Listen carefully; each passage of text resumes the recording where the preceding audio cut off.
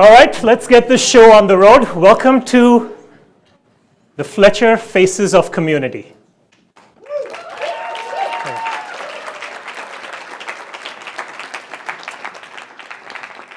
This room is more filled than I have seen in a long time today, and I'm delighted that all of you have taken this time, 7:30 on a Monday night, to come here. I know some of you are captive prisoners here, but those of you who have volunteered, let's just find out again, as I always start off with, who is in the room? All right, let's see how many mauled students from Fletcher in the room. Okay, now we see the students, but now let's hear you, right? Is Fletcher mauled in the house? Good. For our guests who are joining us from outside, MALD stands for Masters of Arts in Law and Diplomacy. Also translated into, I can get any job that I want. Outside of the malls, we also have a group of about 60 MIB students here at Fletcher each year. Right? Are there any MIBs in the house? Okay, we got to do that again, right? Any MIBs in the house? Great. Now, outside of the MIB program and the MALD program at Fletcher, we have a number of other programs. We have a few mid-career MA students at Fletcher.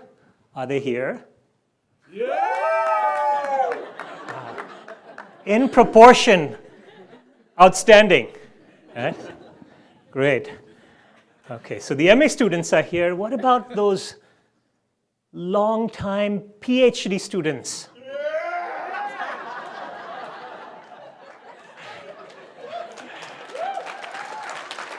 All right. We got to replay it. Let's go back, rewind. What about those PhD students? We do have the PhDs in the house. Hey, but I thought there was more than one.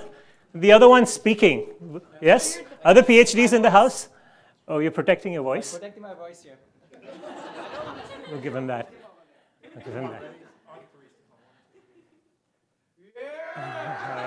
That works. Now, we also have a sizable group from another Tufts University school that has made it from the other side of town. I'm delighted to start teaching at the Friedman School for the first time this year. Is Friedman in the house? What do you think, Chris? One more time? Okay. Is Friedman in the ASEAN auditorium today? All right, back there too. Welcome. Welcome to all of you. Okay, now any others outside of the, no, wait, I know, there's definitely another group. Harvard Business School is in the house. Is it? Okay, it's in the house. All right, who am I missing here? The LLMs, of course. How can we miss the LLMs? Are LLMs here in auditorium? The LLM is here. Okay. No, there are two LLMs, so let's hear it from the LLMs. All right, we'll take it. Okay. Okay, anyone missed part of Tufts University, Harvard University, any university in the community? Are you here? Is Greece in the house? Yeah! Greece is in the house. Where is Dean Stavridis? Okay, great. Now, are staff members here in ASEAN today? Lucia? Okay, one more time. Is staff in the house? Okay. Say no. And are faculty members in the house? Yes? Me? That's it? It's 7:30. Okay, we understand. Okay.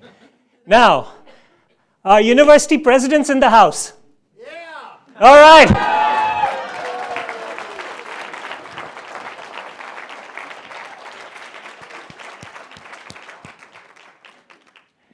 President Monaco, sorry. The last 6 Faces of Communities and 4 Fletcher's Ideas Exchange, I've been inviting you. And I thought you figured today it's just better to show up across the street for a few minutes than to get another email, right? Thank you very much for joining us here tonight. Tonight is a celebration of speeches, but also of speakers. We see 11 faces out here, and these are going to be our stars tonight. Now, each of these 11 faces, right, when they had signed up for this, they had questions, right? Should I come out? Should I take a course like this? What is it going to be like to expose myself in public? Remember, this is not a group made up of people who love hearing their voice or public speaking junkies. These are people who come out and taken a course and have earned a right to speak here in front of all of you. The challenge that I pose to students on the first day of class, and I say, look, each of you, everyone in this room, if given a topic that they care about, they can take a few hours and cobble together something. It might be entertaining, it might be a good speech, a couple of hours, and that's done. But that was not the bar. I said, once in the semester, for one time, try to create a product, right? A product that if you record it and show it to your grandchildren, it'll make them proud. And that takes hours, hard work, smart work, 10, 12, 15 hours to create 4 minutes or 5 minutes of magic. And that's what each of you have done. So even before they start, I know you're feeling nervous, but we are delighted that you are here. Can we please get a round of applause for our speakers?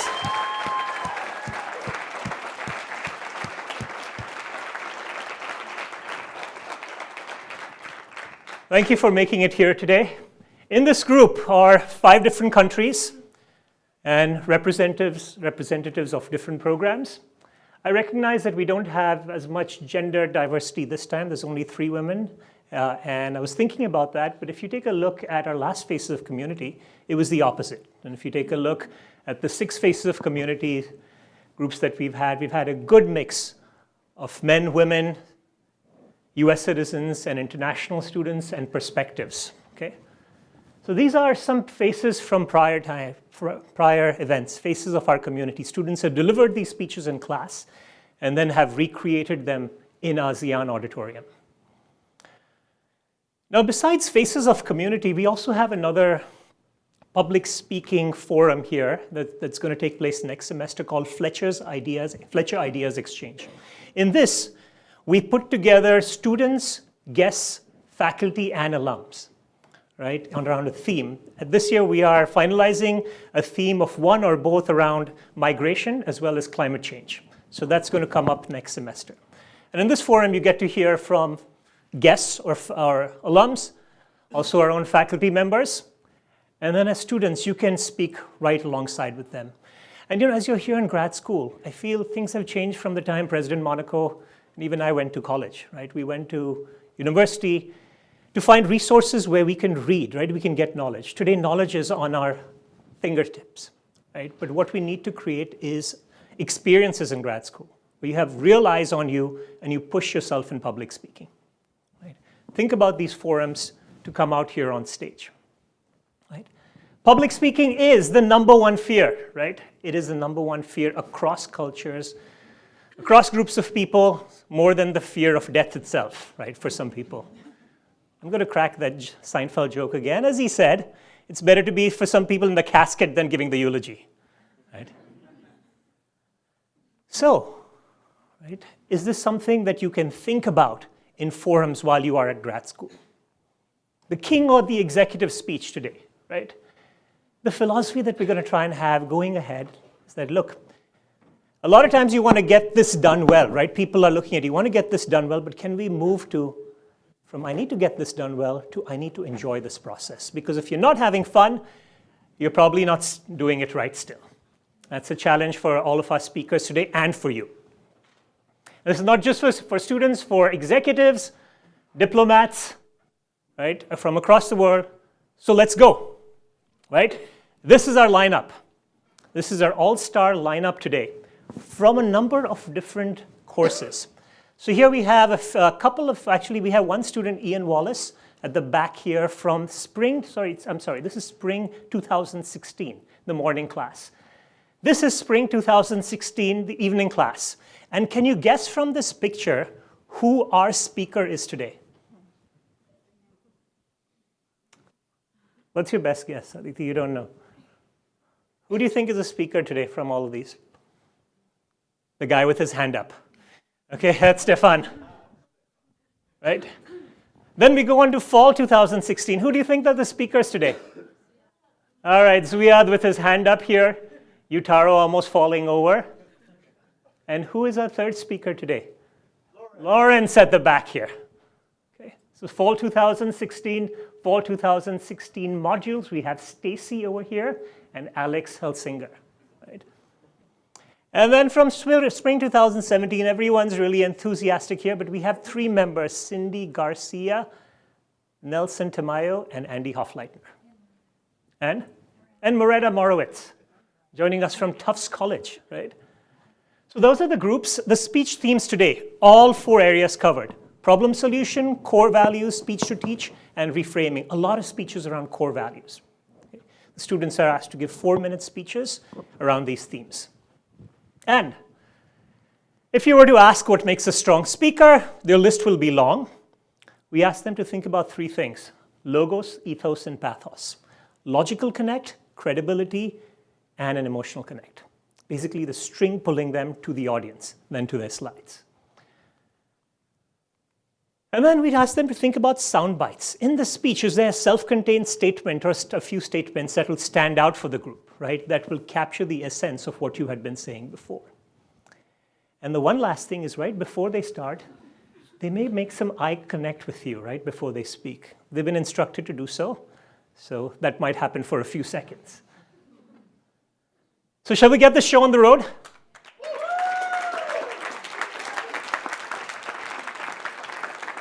Let's do it.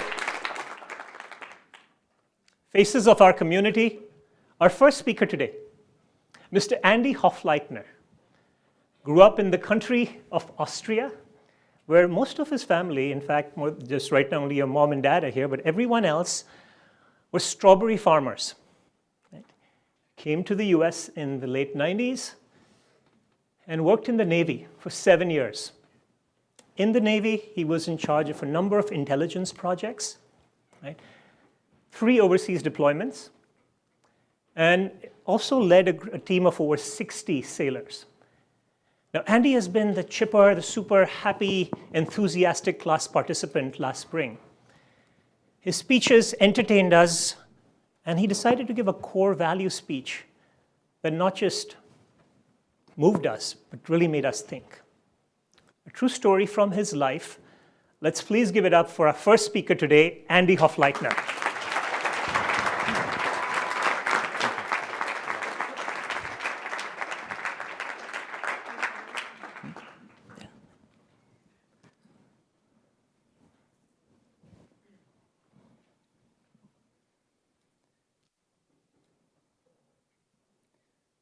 In the Navy, we muster each morning. It gives us an opportunity to make sure we know where everybody is at. Now, it is very rare that somebody is AWOL, absent, without leave. One morning in 2015 was such a moment. Jeff was nowhere to be found, and nobody had any idea where he was at.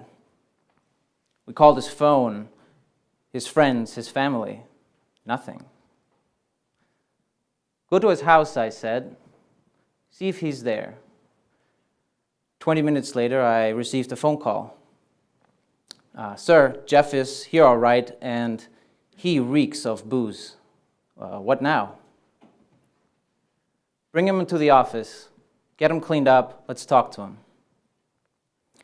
An hour later, a cleaned up but closed off Jeff arrived at the office. Now, he offered no excuses. In fact, he said he was willing to accept the consequences of his actions, no matter what they are. Restriction, reduction in pay, demotion, even separation from the Navy, and the end of his 10-year naval career. Now, from a management perspective, this was a very straightforward decision. I had neither the time nor patience to deal with Jeff and his special issues. 1/3 of our command was continuously forward deployed. When they came home, it was just enough time to get a little bit of rest, more training, and then send them right back out. If Jeff was not ready to go on this next deployment, that meant I had to grab somebody who just got home and send them right back out. Now I could get a replacement for Jeff in a week. Someone new, someone motivated and mature enough to take charge of their own life. He sat there in silence, 1,000-yard stare, burning a hole into the ground in front of me. Not my problem, I thought. Get rid of him. No, not in this unit. No room for weakness. Not here. But my sailor, under my charge, my responsibility. Have some empathy. It's the right thing to do. It's the human thing to do.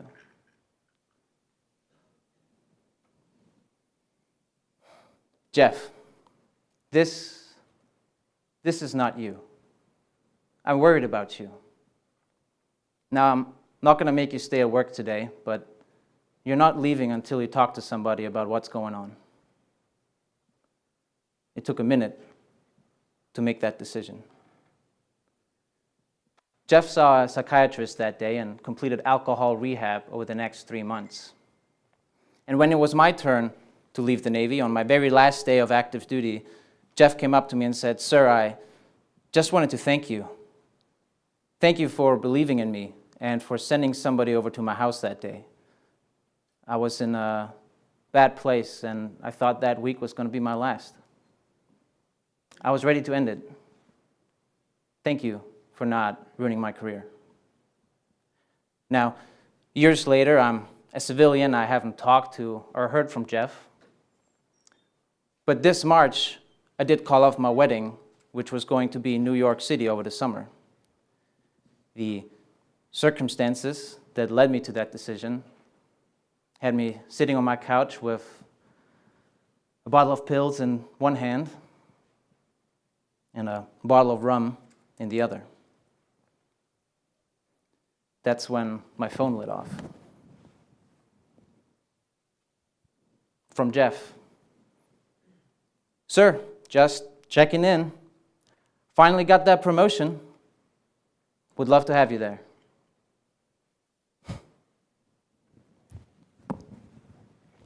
One minute of empathy. It saved Jeff, and it probably saved me too. Thank you.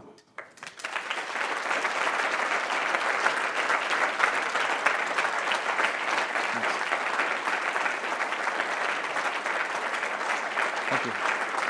1 minute of empathy. Andy Hofleitner, an MIB student here. And now we are moving on to our next speaker, not from the Fletcher School yet. Right? Merida Morowitz joined us as a senior at Tufts College last spring and brought with her an unusual spirit and energy. She was a computer science major and came in with a lot of that energy that she got as being a black belt in Kempo Karate, right, Merida? When she was here at Tufts, she had never ridden horses, but was fascinated by horse ridings. So she put her mind to it and became a part of the equestrian team. Merida undertook an adaptive leadership speech in her first assignment, and despite not having worked full-time, she really struck a chord in meeting that brief. And then she came back for a final speech in the semester titled, "Fight Like a Girl." Here's Merida. Cheers.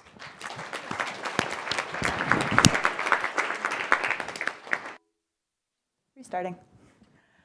A bead of sweat tumbled down my cheek. The rhythm of my heartbeat, the steady cadence of each breath, sound in harmony, composing a song I alone can hear. Fight! On the judge's word, my foot strikes through the air towards my opponent. My opponent redirects my kick. I sidestep, turn. My fist makes contact with the side of his head. Point! At this moment, I am exhausted, but I wouldn't trade places with anyone in the world. Why? Because the world told me that as a woman, I shouldn't be here. And there was a time when I believed them. Society tries to set limits, expectations based on gender. We tell a little girl she should wear a pink dress. We tell a teen girl she should cover her shoulders, cross her legs. And we tell a woman that she is only as likable as the hair on her head, the makeup on her face, and the clothes on her body. And when we tell someone that they fight like a girl, we mean that they're weak and submissive. Now, there are plenty of women who love pink and makeup and dresses, and that is beautiful and powerful, but it's just not the woman who I am. As a little girl, I remember vividly crying every Easter because my mom would make me buy a new dress. As a teen girl, I wore a pair of shorts under my uniform skirt every day at school because I never quite learned to sit properly in class. And it was only recently that I started to learn that primer is something you put on underneath your makeup and not just on a wall. And after years of sports, I don't think I'm ever going to be able to find a pair of jeans that fits my calves, thighs, and waist simultaneously. And I love to fight. Being different than the expected is never easy, and that's especially true in middle school. I was bullied, and I wanted desperately to fit in. And luckily at that time, I was starting to fall in love with the martial arts. So as the world was pushing me to be someone I was not, karate was pulling me back to myself. I should have small thighs. Well, less muscle means you can't kick as hard. I should have long, straight hair. Well, that's going to get in my way when I'm trying to fight. I'm supposed to wear tight dresses and high heels. Have you ever tried to kick someone in the face in a bodycon dress and stilettos? Trust me, these yoga pants and sneakers, it's much easier. I loved fighting. It was who I was. And today, 13 years later, when I hold my black belt in my hand, I know that I grasp something far greater than a piece of black cloth. For the physical object is merely a representation of an internal victory. Being a black belt is about accepting myself for the woman I am and redefining fight like a girl to mean to fight with all my heart, strength, and soul. Now I have the opportunity to teach other young girls in the martial arts. And I hope that I've taught them that to be loud and powerful is beautiful. I hope I've taught them to be respectful and to demand respect in return. And I hope I've taught them to fight like a girl, whether they're fighting in the ring or fighting against society's attempts to define them. There's a wonderful slam poem by Alyssa Newman Evans, and she talks about what a young girl should wear. And she says, "The best brand of denim is one that fits and goes with your combat boots. Note, high heels make perfectly acceptable combat boots. Converse make excellent combat boots. And yes, combat boots make superlative combat boots. For me, my combat boots are my bare feet in a fighting ring. So whatever your combat boots are, I hope you wear them with pride and be damn proud to fight like a girl." Thank you.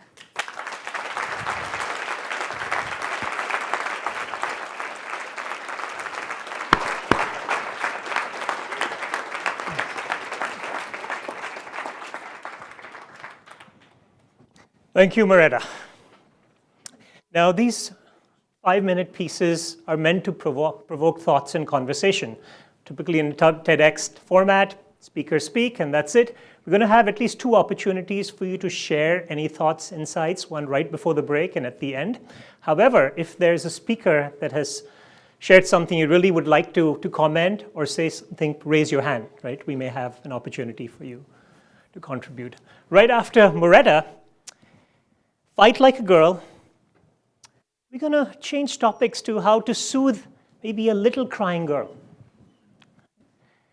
Alex Helsinger is an MIB student also here at Fletcher.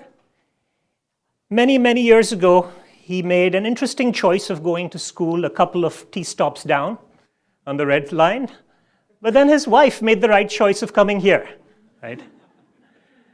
And then Alex decided to join us here. Alex Helsinger is also an innovator and entrepreneur. Before iTunes, Alex worked on a music recognition technology that would help enable identify songs. He worked at a small organization, then at a larger media company. And then his mission is to enable technology, right, around the world. Alex Helsinger, in his very first speech in the class, brought a nice problem solution, right? This was a problem solution speech. And the title of his speech was How to Soothe a Crying Baby. Let's please warmly welcome Alex.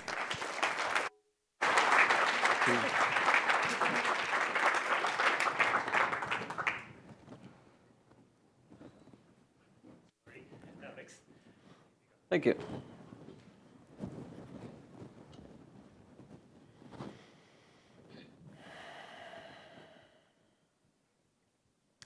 Silence. Darkness. Cool sheets, warm blankets, a soft pillow. What was that? Oh, please no. A cough? No. Work it out. He's not going to work it out. All right, I'm coming. On the shoulder you go. Tap, tap. Shh, shh. Please stop crying. Tap, tap. Shh, shh, shh. Tap, tap, tap, tap. Shh, shh, shh, shh. Tap, tap, tap, tap, tap. Shh, shh, shh. Shut up! And relax. Rule number 1. Relax. Let go of your frustration. Like a novelty finger trap, the more you fight it, the harder they fight back. Your gritted teeth, swallowed curses, and frenzied tapping don't go unnoticed.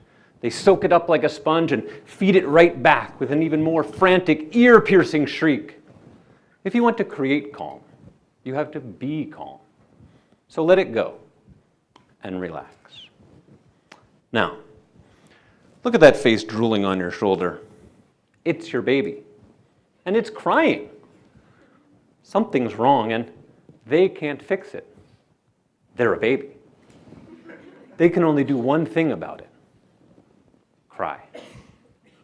Rule number 2, empathize. They're in pain. They're tired. They're frustrated. They're scared, and they are utterly helpless, except for you. You can help them.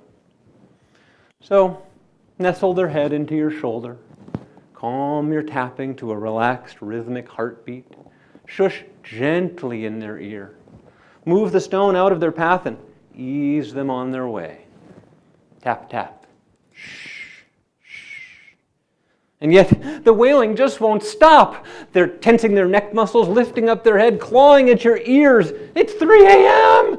All you want to do is lie down in that calm, quiet bed. At least let me sit down, please? No.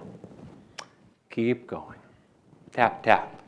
Shh, shh. He's quieting. The breath is slowing. Sweet, back to the crib and... No. Rule number 3, persevere. Be patient. Don't give up. Don't stop too soon. Wait until those last few whimpering gasps die down and then wait some more. Slowly begin to shift their weight and then quick down to the mat and then tap some more. 1 minute, 2 minutes, 5 minutes. Keep going until those arms slowly slide down and out. 3 rules. Relax, empathize, persevere. The rest, just mechanics. Tapping, rubbing, rocking, bouncing, shushing, swaddling, whatever works for your baby. But none of it will work if you don't follow these 3 rules. Great. Only you don't have a baby. And you might not for quite some time, or maybe you do, but your baby now drives and you don't babysit. So what does this do for you? Crying babies are everywhere. In your corp finance study group, on that new marketing campaign, blocking the aisle, inside of you. They're struggling, they're slow to catch on, they're stubborn, and they're driving you mad. You snap, you snarl, you want to yell, but you need to relax, empathize, and persevere. Yelling won't resolve the problem. There's only one way to accomplish your mutual goal. Listen to them and try to discern the problem. Calmly help free their luggage or re-explain the solution. Hear their perspective. Soothe the crying baby. Thank you.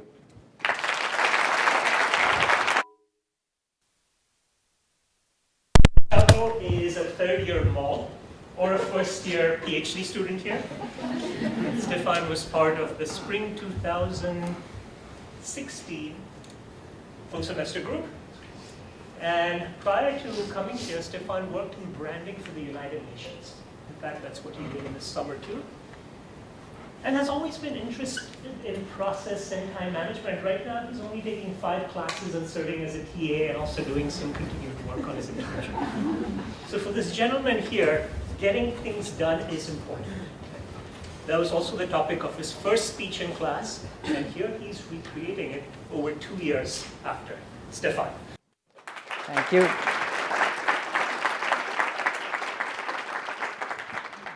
Now let me start by getting the technology done here for a second, please. All right.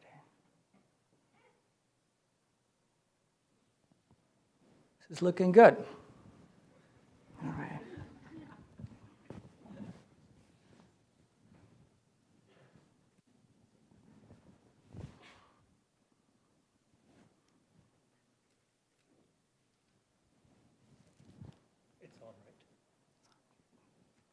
So various microphones here, as you can see. Okay.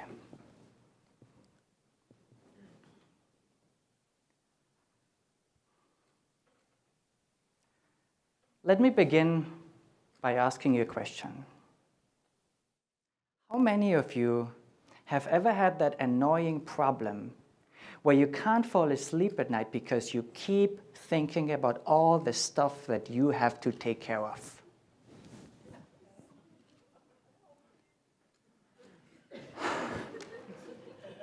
And honestly, who wouldn't? Who wouldn't? Everyone faces that problem every now and then, and who wouldn't?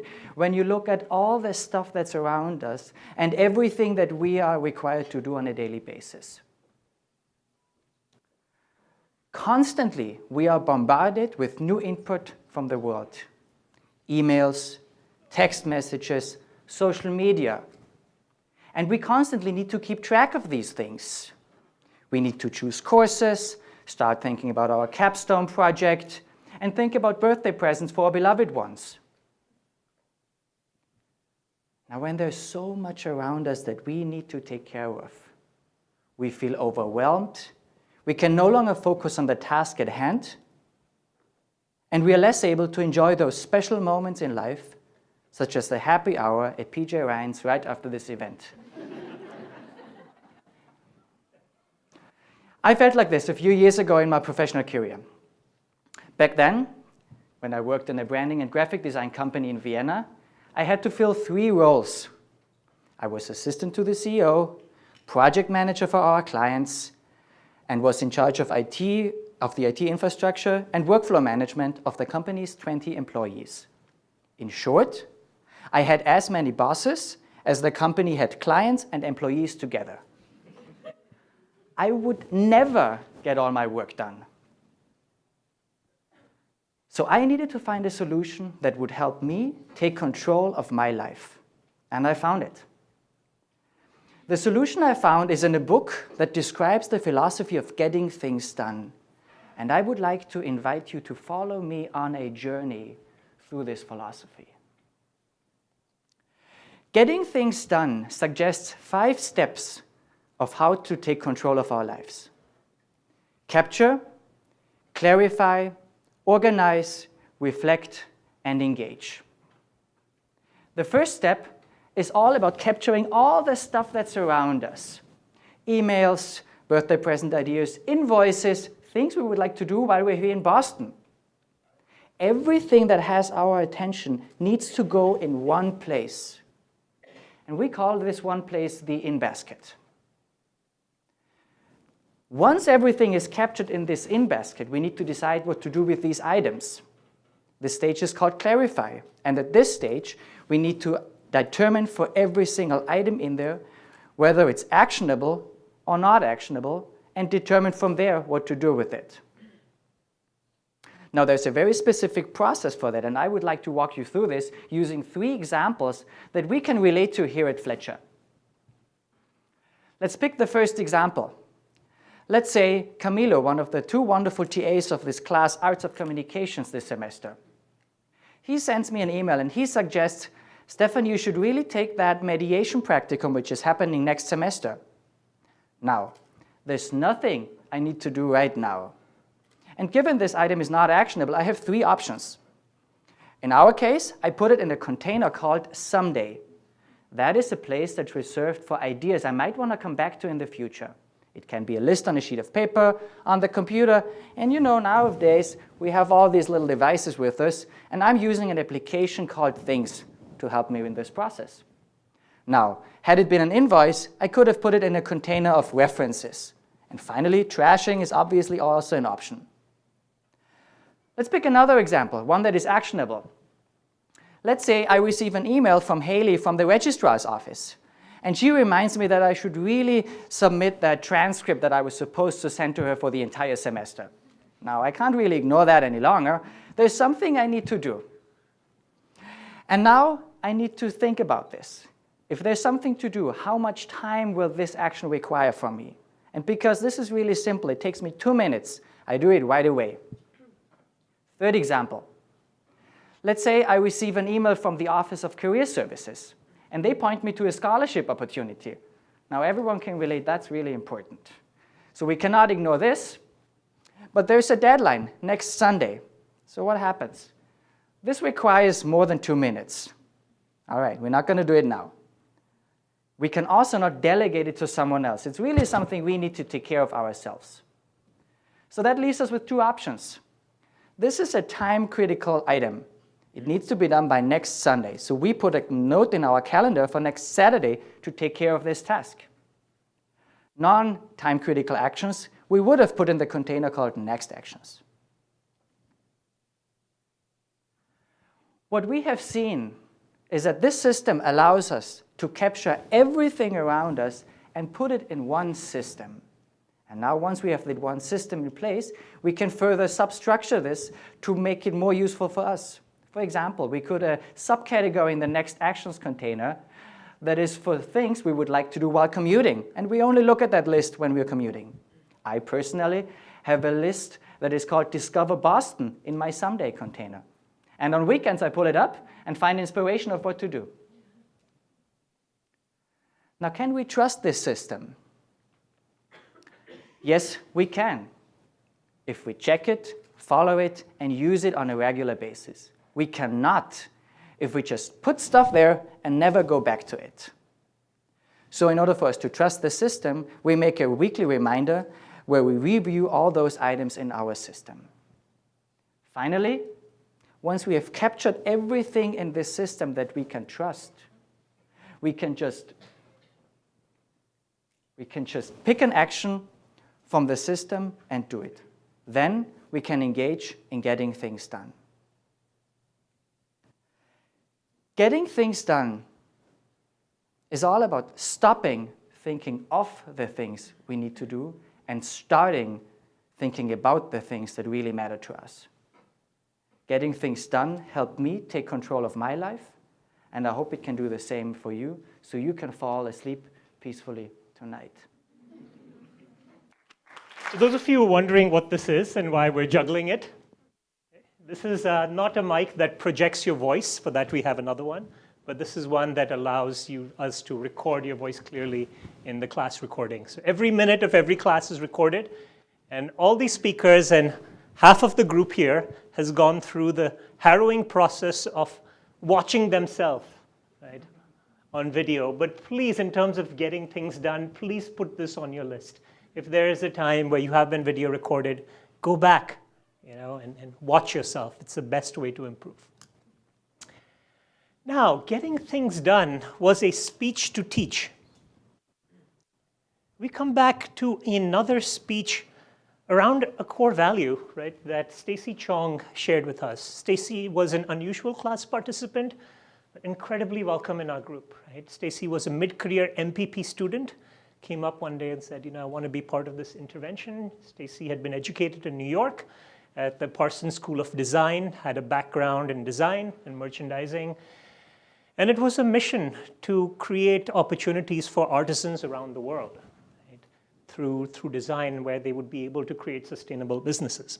Now, Stacy shared with us a number of speeches, and this one at the end of the semester of something she truly experienced, entitled Not Knowing. Let's please warmly welcome Stacy Chong.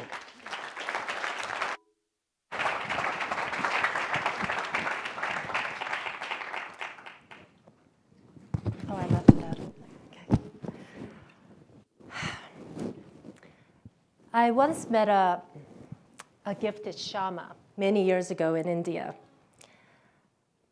My good friend and client, a very spiritual Indian woman, took me to see him. She called him Shamaji. She told me he was a powerful healer and seer, the best in Delhi. I had never met a truly gifted seer of the future, and I wondered if such a power was real. So I enthusiastically followed her to his Delhi apartment. Shamaji was young and well-groomed, not what I had expected. He immediately handed me a pair of scissors and asked me for a lock of my hair, which he threw into a blazing fire that he built in the middle of his bedroom floor. It was kind of spooky. We sat around the fire for a long time while Shamaji prayed and chanted into the fire, until suddenly, I don't know how, he turned the fire into a portal through which he saw my life. Never taking his eyes away from the fire, he began to describe events from my past, specific things that no one could have known in amazing detail. Of my future, he gave me 3 predictions. First, he said, prediction 1, he said, "You learn love through animals." I said, "Animals? What about my boyfriend? He just asked me to marry him. How come you don't say that I'm going to learn love through him?" And he repeated, "You learn love through animals." Prediction 2, he said, "I see your future in writing." The only type of writing I had been doing at the time was writing emails to factories, so that was not what I had wanted to hear. Prediction 3, he said, "I see your mother in and out of hospital, your mother very sick." And then he tapped on his forehead like this. My mother was not sick at the time. In fact, it was my dad who had been going in and out of the hospital, so I was certain he was confused. I left Shamaji that day feeling greatly disappointed. I did not hear what I had wanted to hear, and I dismissed his words. Instead, I decided that we shape our own destiny. Now, 14 years later, I recently remembered Shamaji's predictions again. I never imagined that I would be, but I am now truly a lover of all animals. I've rescued over a dozen animals, and from the minute I wake in the morning to when I go to sleep at night, I think about my 2 beautiful animals. I have long since left my boyfriend and many others. So he was correct. After all, I have indeed been learning to love through animals. As for prediction number 2 about writing, well, let's just say that at this stage in my life, a career in writing doesn't seem as outrageous or as unpleasant as it did back then. As for prediction number 3 about my mom, she did start going in and out of hospitals unexpectedly due to Alzheimer's. She passed away many years ago. It seems Shamaji's predictions have indeed come to be. But ironically, despite my disappointment many years ago, upon hearing what my life today would look like, I am now happier than I've ever been. So it makes me wonder, can we change our destiny? I don't know. I don't know if our lives are predestined or if we shape our destinies with the choices that we make, just as I don't know what kind of power Shamaji has. All I know for certain is that he has it. Meeting Shamaji has solidified my belief that there is so much more than what I can see or know. Perhaps Shamaji didn't see my life through the fire that day. Perhaps he had crossed over into a spiritual realm through the fire and for a brief moment connected with my life energy.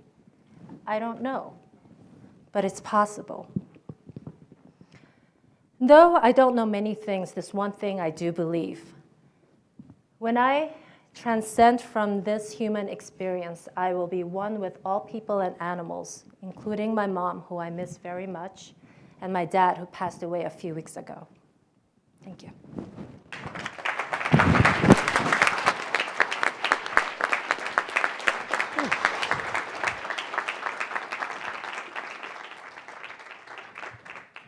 Stacy, what an incredible story. Right? Stacy, I'm going to share this, that in the class, from the first email that she wrote to me, it was worded so beautifully on her desire to be part of this experience. And a number of times she had said, gosh, I'm so terrified of public speaking. The first time I asked her to come and speak here, she says, no way. Okay?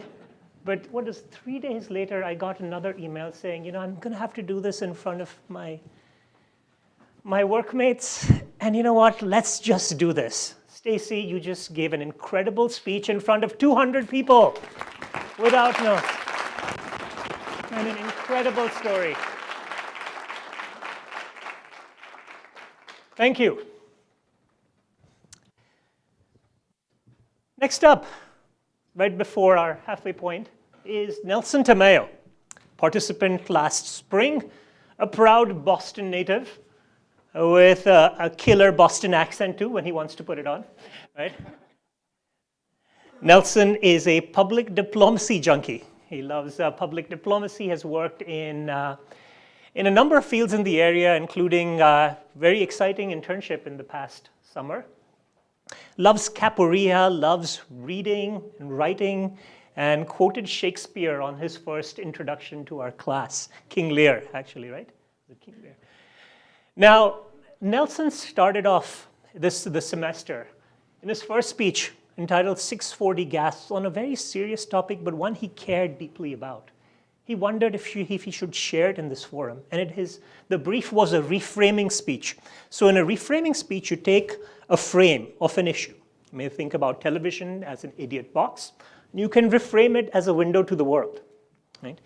You take a look at how people think of an issue, and you give one side, but you don't bring up the existing frame. Right? This speech, an incredibly important topic that divides our nation and a lot of nation, is titled 640 Gaps. Here's Nelson Tamayo.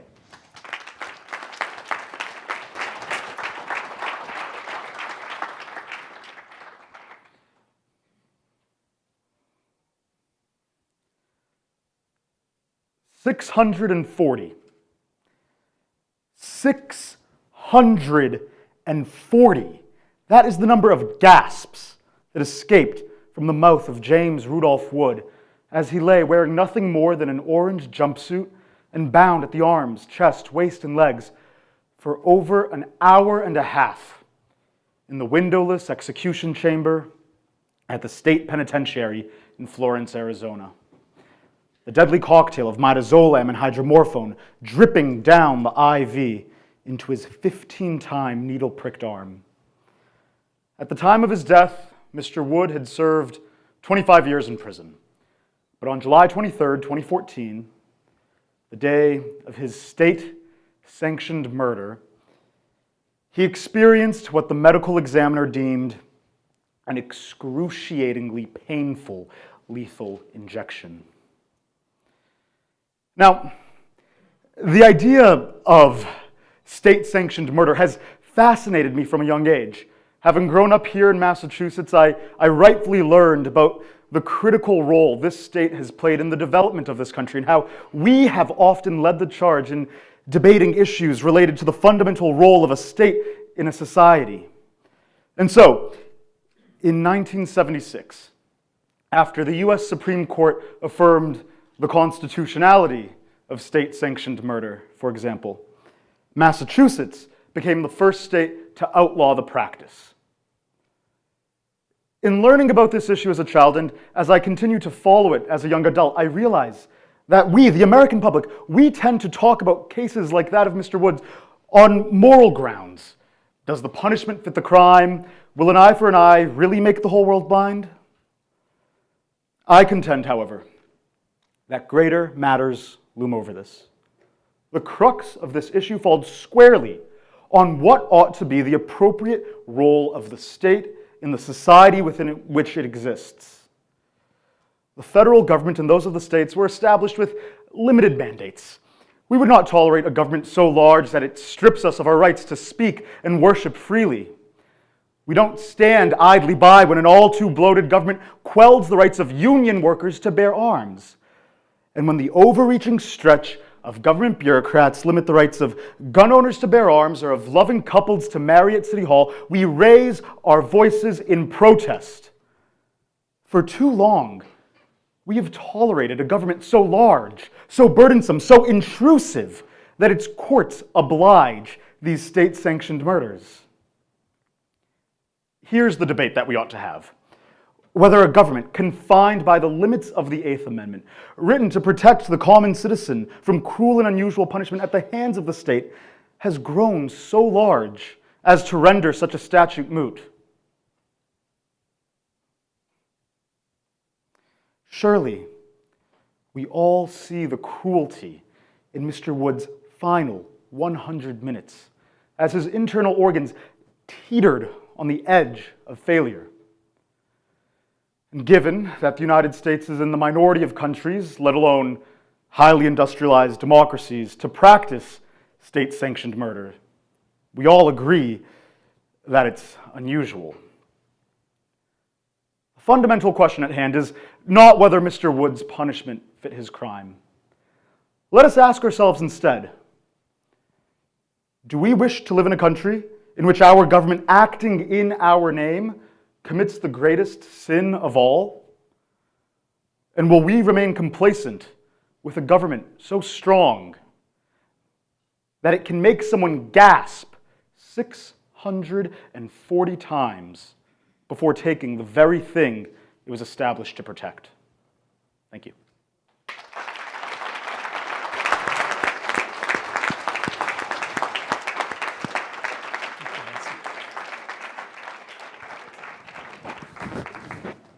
Thank you, Nelson. This was amazing. I can't tell you how really delighted I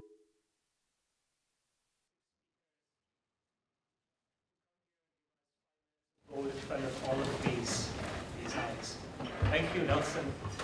Thank you to each of you that has come out here. Now, we can have a break, but I think we also want to get out of here on time. Let me just say one thing. This is a student event, so I've gone to Costco and bought a bunch of kind bars. So can we get the TAs to actually just distribute this while we'll we'll just have a couple of minutes for any thoughts or any questions that you might have. And then we will try to end as close to 9 o'clock as possible. We have 25 more minutes of hope, all right? So let's just open this. My request is please take one, okay? And I think when we have a more funded event, we can have more. Right now, yeah, this is Ghost Funds. Okay, so please take a kind bar. We're going to pass it along in different parts of the room. But we heard from 60. If you need to take a quick bathroom break or so, you can do it. But we heard from 6 speakers today, right? We'll pass these around. Any thoughts? Any pointers on any of the speeches so far? Any reactions?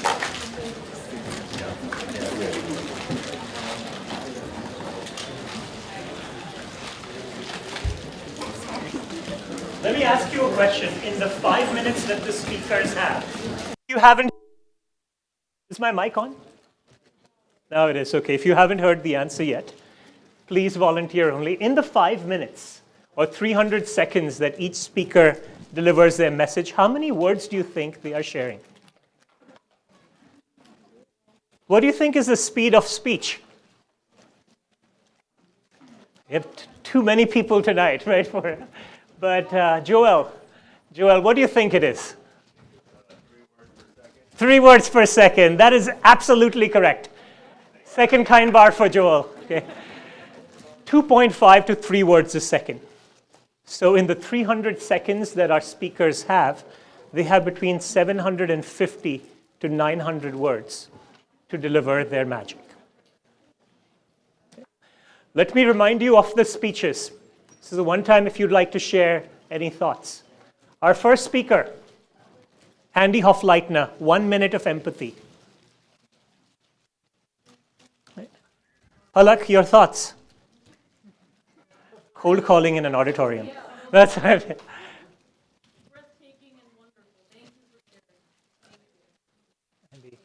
We then moved on to Maretta Morowitz's Fight Like a Girl. Bending gender norms. We actually have, on bending norms, another speech coming up. Maretta, you're working now, right? Okay, so we only have limited time here. We then went on in our third speech to Alex Helsinger, Soothing a Crying Baby. Soothing, how to soothe a crying baby, right? Problem solution speech. Okay. President Monaco, any thoughts?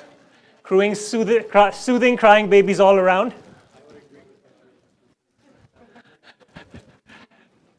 Relax, persevere, empathize, and then persevere. We then had Stefan Tschauko getting things done. Stefan is running around a couple of campuses, but then he's a master on to-do lists. Then we heard from, right after, Stacy, who is left, and then from Nelson Tamayo on 640 gasps. All right, how you guys doing for stamina? Are you ready? Yeah, should we keep it going? Yeah, because there's a happy hour after, right? Yeah. Where's Camilo? Camilo, do you want to mention, this was completely your initiative, so what about that happy hour? Happy hour right after this at PJ Live, right down the street that they walk from here. Everyone's welcome. We'll have the opportunity to hear the talk right here. And then if you're Great. All right, so for time, moving right along. Next speaker is Cindy Garcia. Yeah, Cindy? We here? Cindy Garcia joined us in Arts of Communication last spring and has been a beloved teacher. In her introduction to the class, she read out a beautiful poem of 10 lines. Remember, your first line was, an introvert in an extrovert's clothing. Cindy is one of 5 children, right? And she was the 3rd out of 5.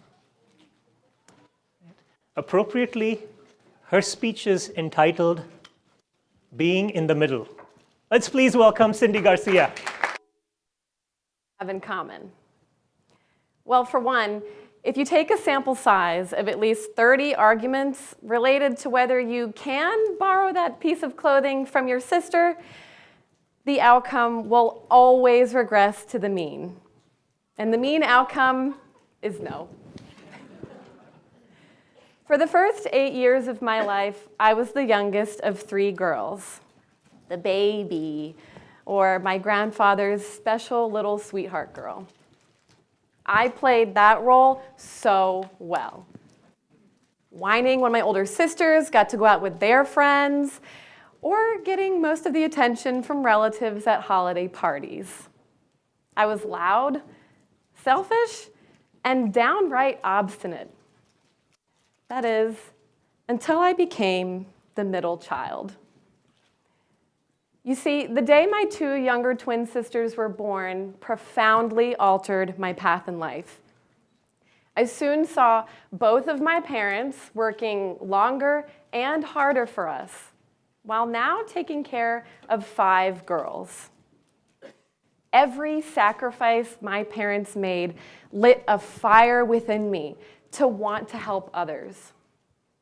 I went from being this bratty kid to being the one who wanted to change my younger sister's dirty diapers, to being the one who wanted to get up in the middle of the night on a school night and rock them back to sleep, and to being the one who wanted to forego her own allowance because I felt it belonged to the family. Being the middle child gave me a 6th sense. I learned how to moderate disputes between my siblings, even my parents. In my teenage years, my friends called me the sensible one. I was the relationship sage, conflict diffuser, mediator of all things related to high school drama. If only I could understand each person's side of an argument, their extremes, well, maybe I could help them find a way to meet in the middle. As a middle child, I fought for empathy, compromise, justice. My viewpoint in the middle helped me to better understand extremes, and that people have a choice to listen and a choice to be heard. Knowing that people have a choice to step into the middle and suspend their beliefs means that change really is possible. And we need more people standing here, because right now it feels like polar opposite voices are shouting and overpowering ones from the middle. And nobody can hear except for muffled, angry words. It's not until you step into the middle that you can both hear and be heard. As someone who's still standing in this middle ground today, I urge you to join me and help me build this bridge between these extremes.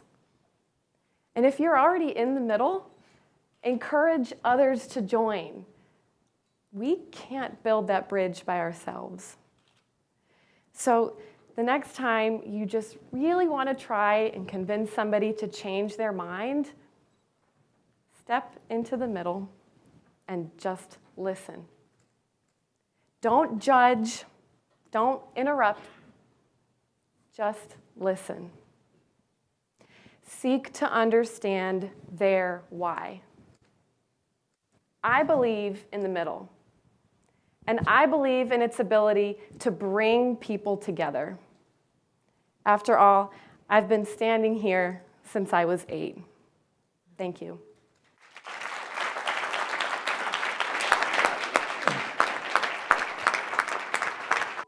When you have a core value speech, right, if you make a list of all your values, that list can be long. Right? There's over 1,000 values if you Google the word value. Right? Then how do you cull it to bring out something here to share with the group that's a rich part of your life, it's a big part of your life, and that gets the message across? Cindy, you did that brilliantly. So thank you. From Cindy Garcia, we moved to Ian Wallace, who had joined us in the spring of 2016 in the evening full semester course. No, sorry, in the morning course, right? Ian Wallace is, as he put it in his introduction, don't judge me by how I look, because he's from the state of Florida, full of beaches and orange juice, as you had put it, right, Ian? Ian is also a second-time Faces of Community star. He had delivered a prior speech called Blank Space last year. Now, we heard from Maretta Morowitz around gender norms, right? Fight like a girl.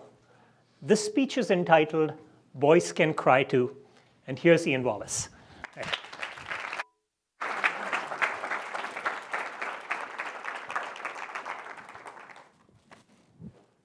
Stefan, I'm with you. There's a lot of microphones.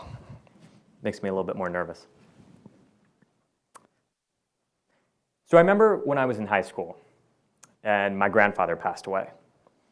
Now, my grandfather and I were never very close, but it was the first time that I remember someone in my family dying. And as I sat there at the funeral that day, I wasn't really sure how to process all of that. And so I went around the room and I looked at my family. And I really looked at the men in my family. I looked at my brothers, my uncles, my dad. I didn't see a single tear. What I took away from that experience was that emotions are uncomfortable. Emotions are embarrassing. And that the way you handle emotions and emotional moments are to take all that, package it, bury it deep inside, and ignore it. Now, it took a snotty, bratty little 6th grade science student that I had years later to teach me how wrong I was. Flash forward a few years later, and I'm teaching 6th grade science in Nashville, Tennessee. And for seemingly the 100th time, Kevin has decided to cause a scene in my second period classroom. Whether it's standing up, throwing something at the wall, Deciding in the middle of a lecture was the perfect time to scream, "No one cares." Kevin and I had a wonderful relationship. And for seemingly the 100th time after that, we would be sharing lunch together. Most days, our lunch would end in silence, awkwardly picking out our food and trying to make conversation. But typically, it revolved around 3 key questions. Kevin, are you okay? Is there something you want to talk about?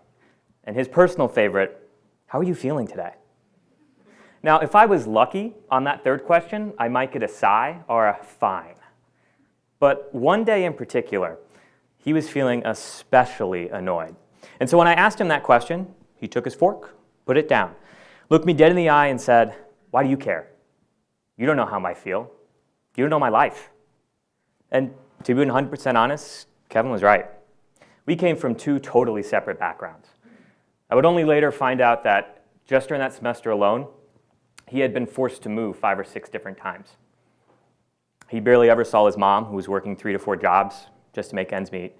And every night when he went to bed in his tiny bed with his 3 younger siblings, he was lucky if he got maybe 3 or 4 hours of sleep at night.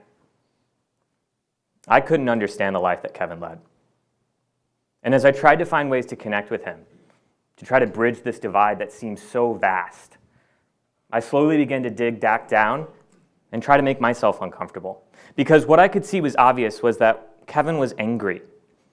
He was upset, and he felt alone. And it was only when I began to dig up stories and share with him times I had felt angry, I had felt abandoned, and I had felt alone, that we began to connect. Now, I'm not going to say our relationship became perfect overnight. It took all year. But slowly, as we began to be uncomfortable together and to share how at times we felt and share our emotions, that vast divide began to shrink. You know, if we look around the room today, everyone that's in this room, we share a lot of things in common. But there are certain things that divide us that seem so vast that we may never be able to bridge. But we've all felt pain. We've all felt love. And we've all felt hope. Now, sometimes I feel like too often we belittle that. You know, we hold up this image of a strong leader as someone who's stoic, someone who doesn't let emotion cloud rational judgment. But I think that when we do that, we deny something that makes us who we are. We deny our core humanity, and we miss a fantastic opportunity to connect. So this is what I believe. I believe that emotions are powerful. I believe that it's okay for boys to cry and for grown men to weep. That it's okay to be so full of joy that you can't help but jump and scream it out to the world. Because when we do that, when we make ourselves uncomfortable, when we're willing to put ourselves in a position where our guard is down, we're able to connect with what makes us truly human. And when we do that, we can look across someone who seems so different from who we are, look him in the eye and say, "I understand how you feel," and mean every word of it. And in the end, hopefully make the world a better place. Thank you very much.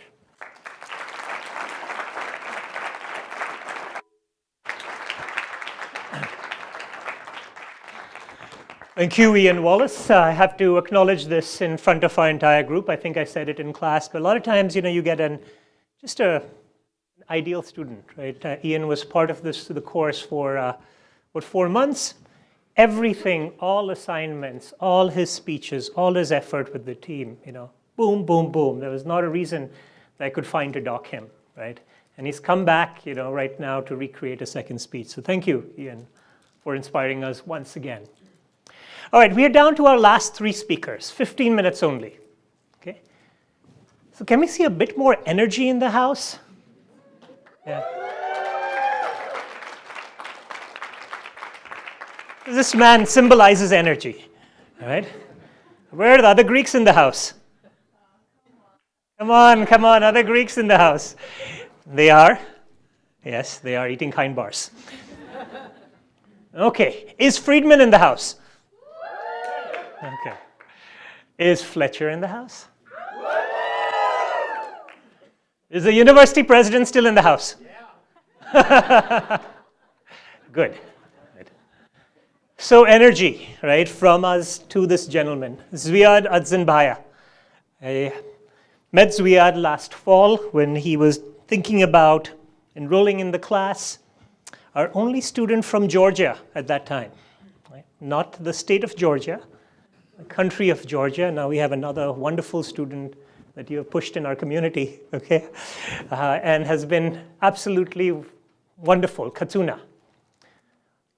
Now Zviad, at the time that he was growing up in Georgia, had to face challenges, to say the least. He has come up and seen a number of things in his lifetime that have tested him and that have built his character. To the point today, Zviad, the other day I went to the development office, right? And Kate Ryan was showing me around, and she said, oh yeah, and by the way, we have Zviad working here. I'm sure you know Zviad, right? Like, yes, I do know Zviad. How many of you here know Zviad? Yeah. Now, Zviad, in his core value speech in the class, delivered 5 minutes of a speech called, I Want to Be a Builder. And that speech was quite personal, it was quite moving, and I felt in a larger forum, he has modified it a little bit, because it's just, I think there's trust created in a smaller setting. We have a larger group, but I think it still carries the message of his life. Let's please enthusiastically welcome Mr. Zviad.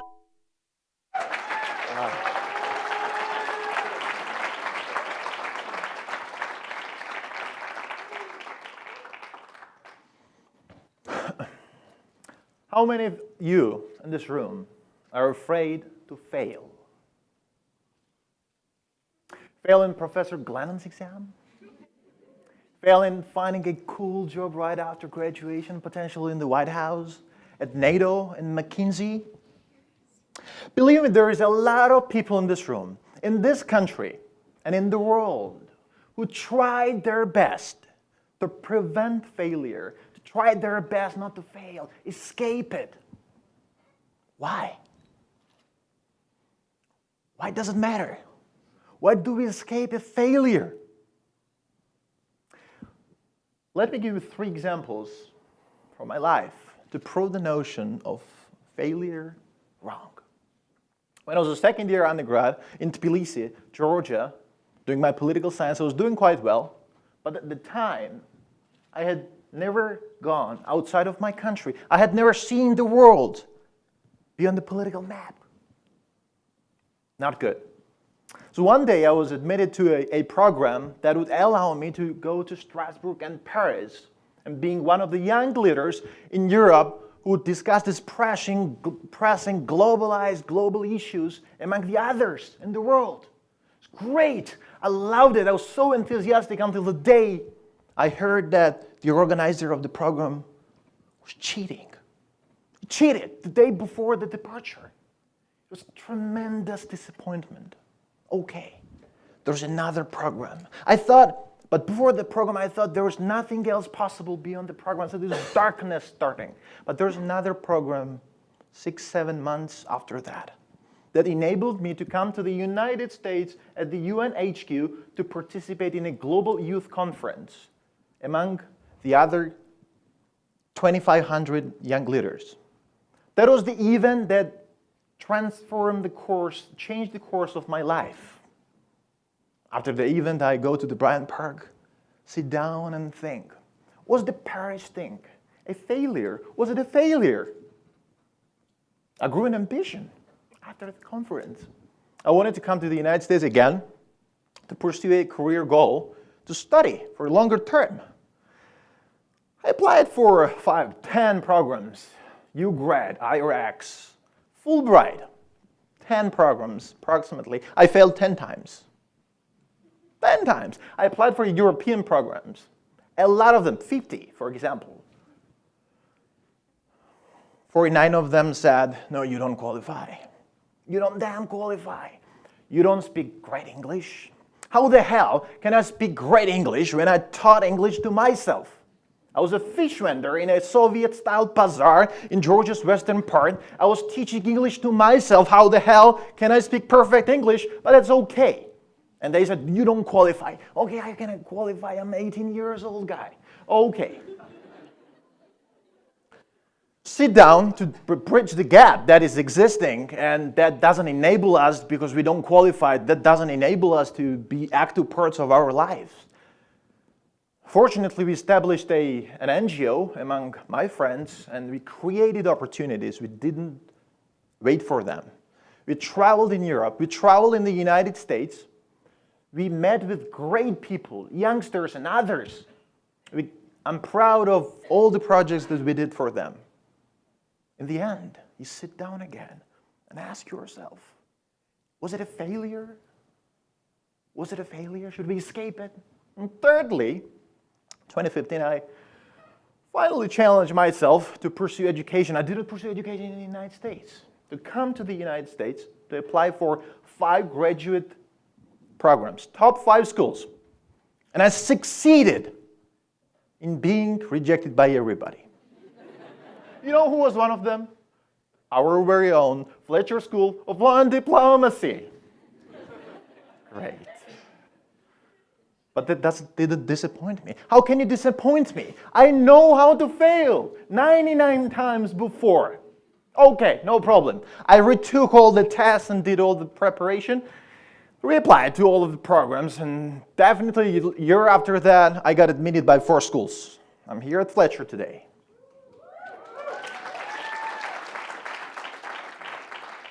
Actually, my resume is 1 page. If you count the resume of my failures, it's going to be 10 pages. But I've come to a conclusion that in life, there is actually no failure. Failure doesn't exist. We just create it against us. It doesn't exist. I actually have a new name for failure. It is success. It definitely is a success. So if you fail, fail again, and again, and again. It's going to take you wherever you want. It took me here. Thank you.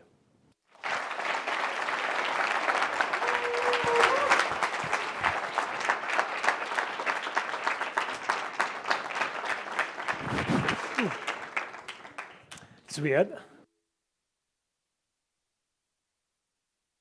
Finding a way when you realize that maybe the first speech wouldn't work, but in the last 48 hours, making yourself turn around something that really engaged and entertained us. Congratulations. You definitely succeeded. Folks, I can't emphasize enough when you have a class on public speaking, but you had a life where you have not used this language, how challenging it can be. And students come up, say, is this going to work for me? Right? And it's amazing with effort. Right? It's a little bit of the tail with the tortoise and the hare. Right? I just see with sincere effort, there is no correlation between grades, at least in the classes that I've seen, and your ability in language. From a student from Georgia, we go to another student, an incredible student, Mr. Yutaro Hokari. Yeah.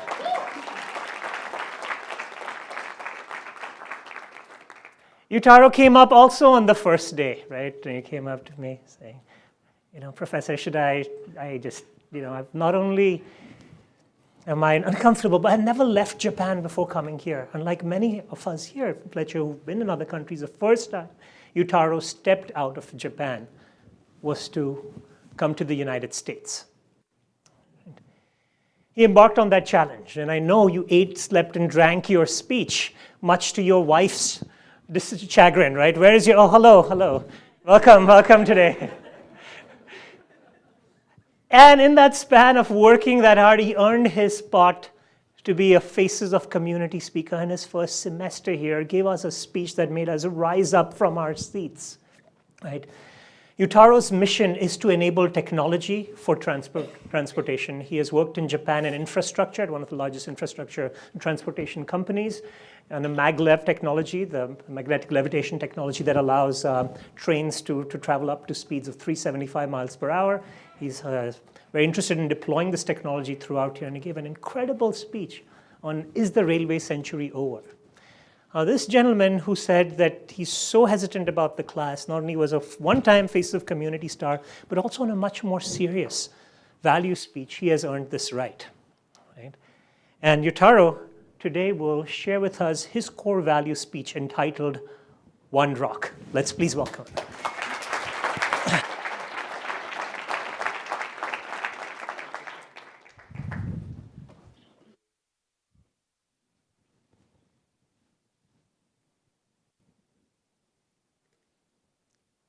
3 years ago, I was working as an executive secretary to our company's president. At the time, I believed, oh, this is our company. I am seeing the whole picture of our company. Every day, every time, I saw how leaders make top decisions and how those decisions are delivered or implemented through executive meetings. But of course, it was just an illusion. After 2 years of those days, I was deployed to a regional office as a human resources manager. Even in the same company, what I saw there was completely different from what I saw as a secretary. I had to know the people in the community. I had to know our issues. And I really wanted the help from others. Finally, I really knew. What I know about our company was that I knew nothing. This kind of experience always reminds me one garden in my country, Japan. On the north end of Kyoto, there is Ryoanji, famous for its garden. When you hear about a garden, what do you think of it? Beautiful flowers or green lawns, beautiful trees? What I am introducing now is a little different from these. This is a garden. So, enclosed courtyard filled with white sand and island rocks with moss. No flowers, no waters, no trees. It's really, really simple, right? Actually, this garden is specifically related to Zen Buddhism. Zen means meditation. And actually, this is called Zen garden. Zen is a practice of cultivating yourself through meditation. And this garden is for cultivating ourselves. It is waiting for our interpretation. Over 500 years ago, unknown designers designed this garden with 15 rocks. But the point is, you can never see all 15 rocks at the one time. So when you enter this temple, you see the garden from sitting place. Actually, you can count the number of rocks.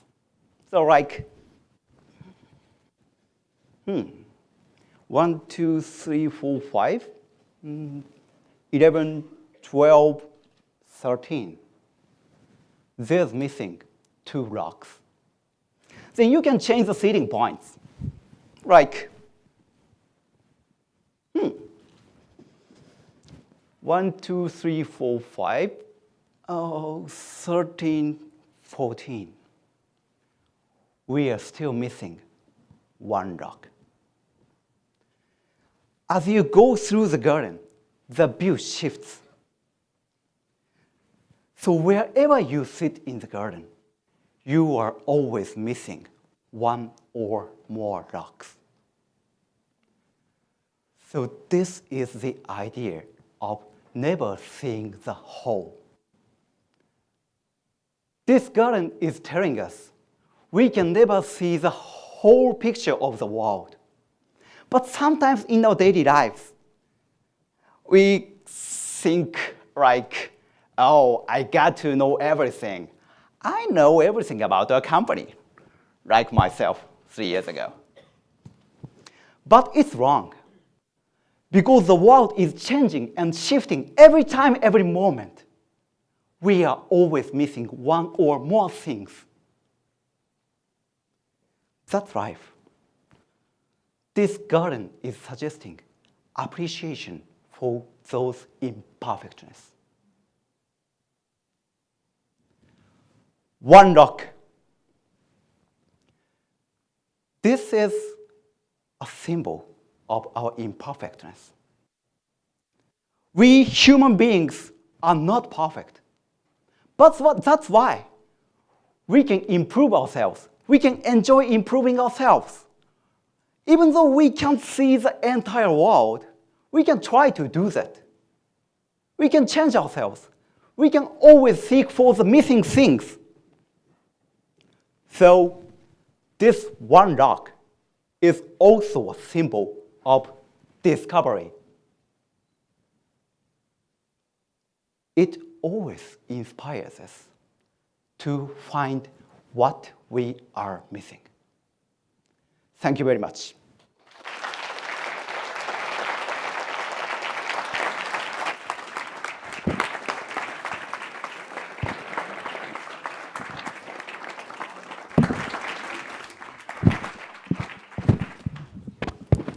Thank you, Yutaro. Yutaro is also president of the Japan Club here, so if you are intrigued to find out a bit more about Zen, then he said that he's always available to talk. Right? Now, thank you, by the way. Sorry, Yutaro said he's more trouble because he was practicing, all the time at home.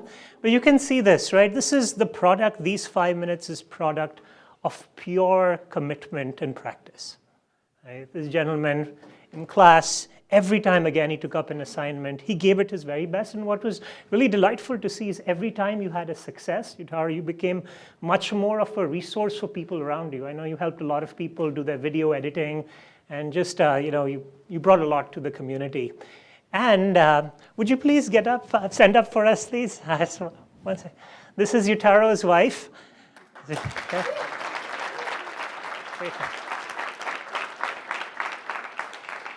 And I just found out that yesterday, look at her, okay, just how gentle she is, right? Just yesterday, she was now the best samurai sword wielding champion in the entire East Coast of North America. So don't mess with Yutaro, don't mess with his wife. Yeah. Thank you. And thank you for coming for all his speeches and being so supportive.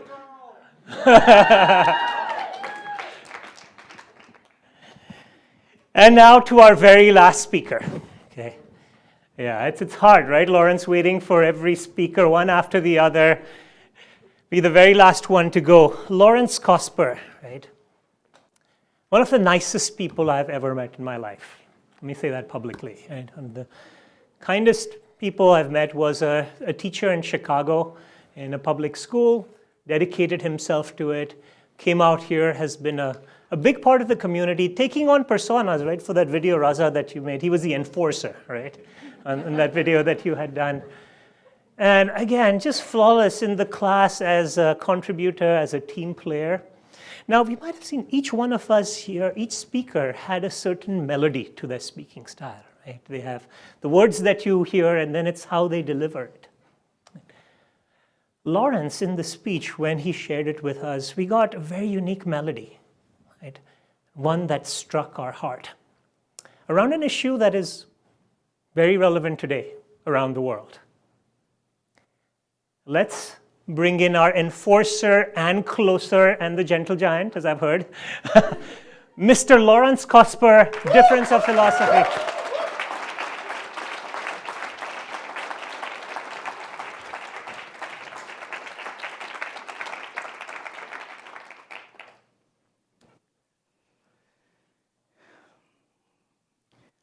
As a striving Muslim, I sang tenor for the Georgetown University Gospel Choir. And despite some unequivocal religious differences, the numerous similarities between Christianity and Islam simply meant more to me. And I loved to sing, which until that point was only to myself in the shower on long walks. So I distinctly remember telling myself, If there was a group on campus whose sole purpose it was to sing about God, it was simply a group I wanted to be a part of. But in light of my excitement, even my own naivete wouldn't let me escape the thought that perhaps my participation in the choir might make others feel uncomfortable, and then perhaps nudge to reconsider. But needless to say, I gave it a try. My first experience in the choir took place during the group's second open practice of my freshman year. It was my first time in the chapel, and I can still recall those members who greeted me so warmly by the door. Then, as one member handed me a set of lyrics, the director struck a piano key and practice began. I wholly enjoyed sending my own voice into a sea of other voices, and to hear the beauty in our struggle to sing in unison that night. Many veteran members coached me and others on how we ought to sound, but the beauty was truly in the sincerity of the whole group. After our singing was over, we moved to the front of the chapel and formed a circle. One member explained that the circle was a space for members to share gratitude, request prayers, or to simply share anything on one's mind. Not everyone was required to speak, but I was one of the last. I told the group that I had an incredible time simply being amidst everyone's company and singing together about God, and finally arrived at what I deeply wanted to share and told the group that I was a practicing Muslim. The director playing the piano in the background didn't skip a beat, as I had feared. The proverbial air wasn't sucked out of the room. I was a Muslim, the rest of the choir Christian. And their reaction to such news that a Muslim would stop by and join in, sing with them, enjoy their company, and rejoice in the church was for all intents and purposes a so what? So what?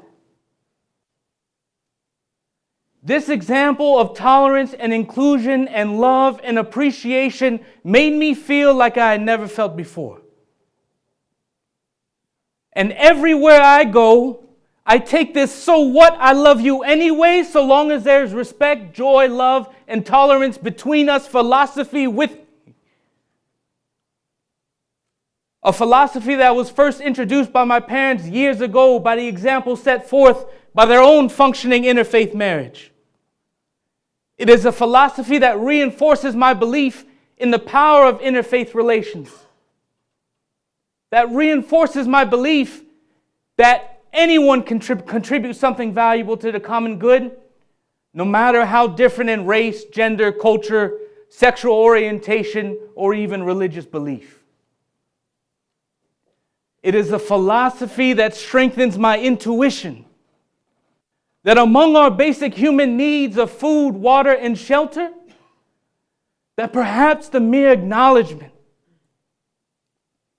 perhaps just the mere acknowledgement of our existence and our reality and our sincerity and this notion that I see you for you, despite our differences, might be the greatest need amongst them all. Thank you.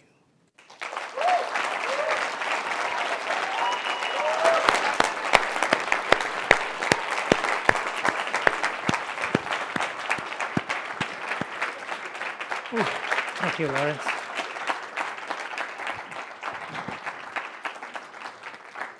Wow.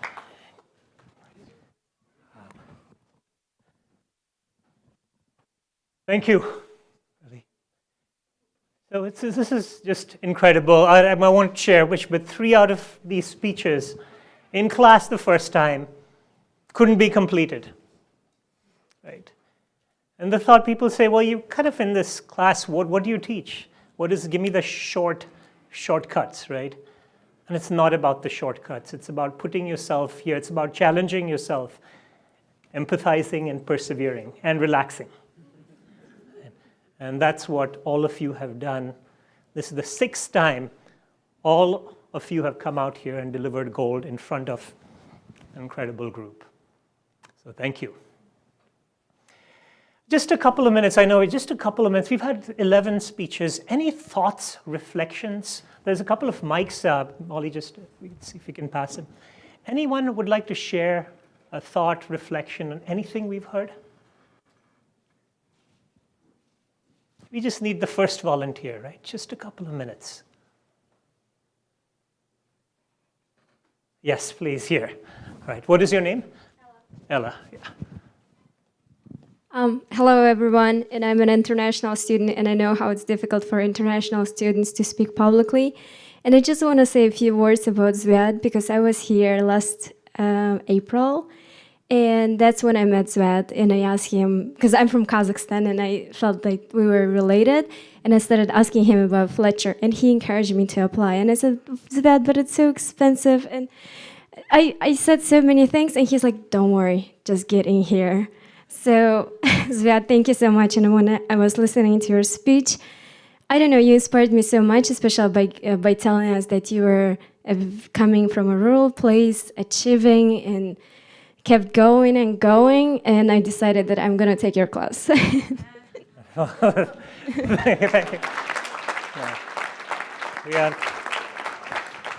That was pure pathos today. You know, you were speaking from the heart. Thank you. Thank you for sharing. Any other reflections? Yeah? Is that a hand? Yep. Let's get a mic up there, please. I guess this is a simple reflection, but in the speeches, it seems like there is this tension between the person and a speech that comes from someone individual, and then this thing that gets created and is both part of them and separate from them. So that was just the simple thing that struck me, is that sort of interaction between these almost two beings. Right. Thank you. Thank you. Any other thoughts from the speakers or anyone else? Yep. Yes. Where are you joining us from today? Are you at Fletcher? Yeah, I'm second. Okay. What's your name? Austin. Austin, come, please. Well, quick word for the last speaker, Lawrence. That is a speaking style I didn't think I'd ever hear at Fletcher, so thank you for that. And to I can't remember your name, but the It's Okay to Cry one. Ian Wallace. Ian, thank you for that one. My personal thought is actually the expression of, I guess it's just a difference of opinion. My personal view is the expression of the full range of human emotions is a terrible detriment, one that we have to work past if we're going to get anywhere as a society. But I hope later you'll stick around, and I'd like to touch base with you on that, if that's okay. Right. Well, thank you, Austin. Thank you for sharing your thoughts. All right. So yeah, in terms of sticking around, there's a forum, there's a happy hour coming up. Anything else in this forum? Okay. Then with that, let me just call out two very special people. So these are...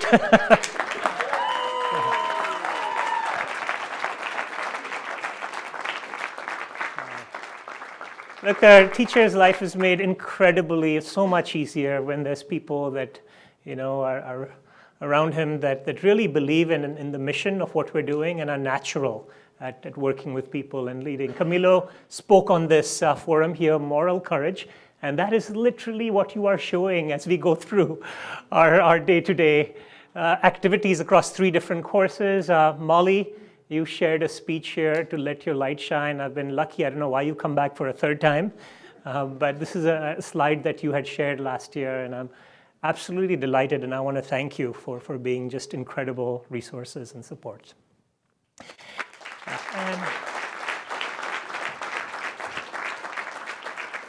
And then I just also want to thank Anthony. Thank you for just, you know, I think photographers, you can just kind of sit and do your job. You've been traveling throughout to make this event as memorable to us, and also Bill back there, who's coming back for a 2nd time, for all your effort. So let's please acknowledge and appreciate their efforts here.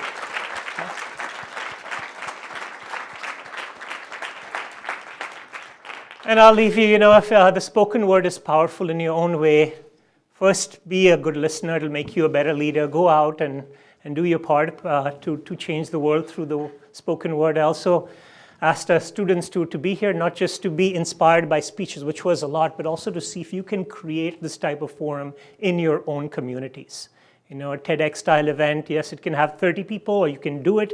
Don't worry about it being perfect. Just keep incrementing, bring people together, bring voices together. And remember, if you're not having fun, you're probably still not doing it right. And also a round of applause for Professor Moncade for continuously organizing this always. Thank you.